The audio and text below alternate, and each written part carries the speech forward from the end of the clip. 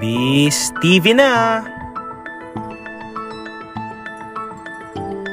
Kabayan! Welcome back sa panonood dito sa channel na kung saan ay matututo ka ng about sa construction.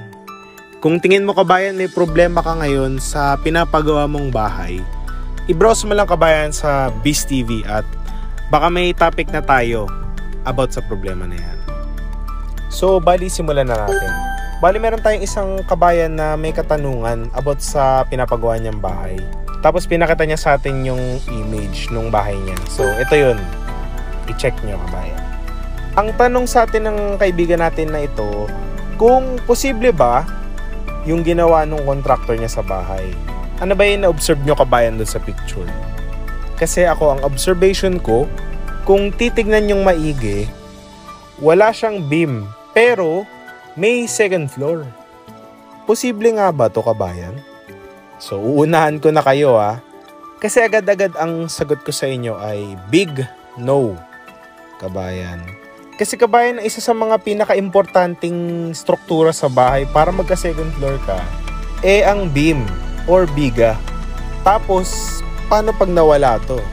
Matik yan. Pag wala kang beam, hindi ka pwedeng mag-second floor. Kumbaga, walang beam, walang second floor. Kasi kabayan, sila yung nagdi-distribute o nagdadala nung kinakarga na bigat sa second floor papunta sa mga poste at papunta sa mga pundasyon.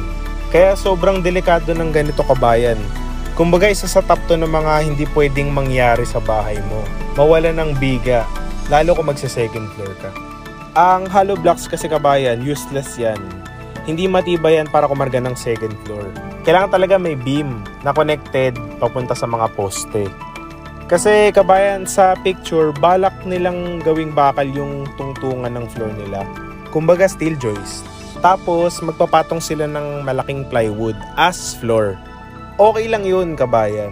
Pwedeng-pwede siya. Pero dapat may sasalo pa ring beam. Kaya kailangan may biga kabayan. Whether bakal pa yan o konkreto. Kaya malito kabayan. Ang suggest ko dito, no choice sila kabayan but to demolish yung nauna ng hollow blocks sa taas ng dapat na may beam. Eto, yan. Yung part na yan. Kasi diba usually sinasuggest ko is i-demolish yung part na lalagyan ng poste or beam, lagyan ng bakal, tapos buhusan.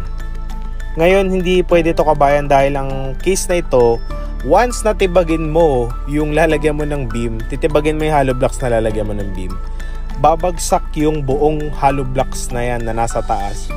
Kasi magkakabutas siya, diba? Pag nagkabutas siya, walang magiging suporta yung matitirang hollow blocks sa taas. Kaya mangyayari, kailangan i-demolish talaga siya. Yung second floor level. Tapos, saka lagyan ng beam. Mag-fabricate ng bakal para sa beam, yung rebars. Tapos, i-install siya dun sa location ng paglalagyan ng beam. Pormahan, lagyan ng plywood para mabuhusan. Tapos, okay na yan. Ayos, di ba?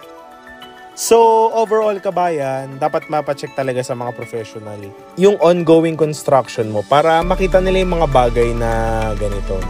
Yung mga technical na problema.